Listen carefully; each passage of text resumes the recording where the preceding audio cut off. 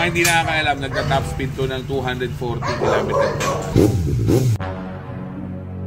Kung may manual pa siya, GSR 750. 300 km sa dito. Oh shit! So, yung tawad mo dito talaga 250. Pinakamurang inline po sa market ngayon to. Pupunta na niya.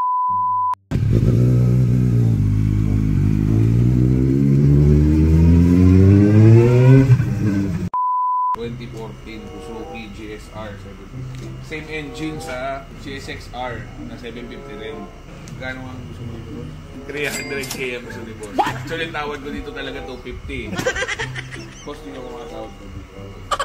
Naka-race mo pala siya. Pwede ko tingnan yung papel. Subukan natin paggawa to kay Boss Batusay. Pero ito ko rin to, sir. Kailan ka nag-quit ng tire, sir? Nilatang ko yan nung 80. Matagal rin. Pero sir, ito, wala namang history ng accident. Wala, sabit lang agad. Pero yung aksidente na safe lang, sir, wala naman. So 2014, parang 10 years old na rin, no?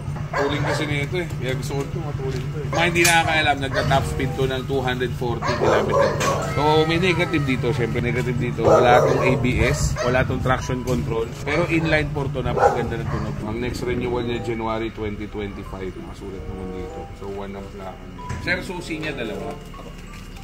Pwede makita siya. Dalawa yung susi, yung pinaka-original nandito pa. Kung may manual pa siya, GSR 750 Suzuki. May brochure pa siya. Nice. Parang ito yung brand new dati niyan. 2014 Suzuki. Ito yung before niyan. GSX-R 600. Ito yung sports bike. Ito yung GSR 750. Sa mga hindi nakakaalam, ang brand new price ito dati, 499,000. So hanggang 2016 lang nilabas to. After nun, GSX-S na 750. Which is medyo bilugan, hindi siya makanto. Negative side dito is walang ABS, walang traction. So more on standard na bike. Makina nito, kung ano yung ginamit sa makina ng GSX-R na 750. Kaya kaya mag-top speed to ng 240 km/h. May RFID na rin, boss, no? Oo. So, may load yan parehas. So, maganda to, boss. Kulay puti. Ito, boss, ikaw na bumili nito. Oo, galing yan. Original niya sa GSX-S. Kung mga hindi alam yun, pearl white siya.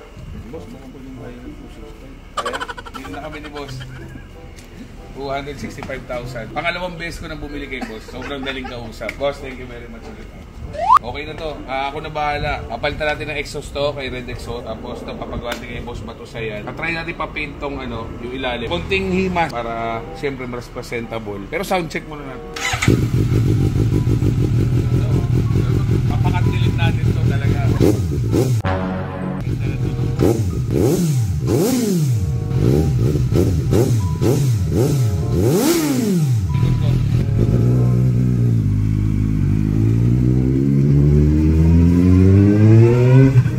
A few moments later.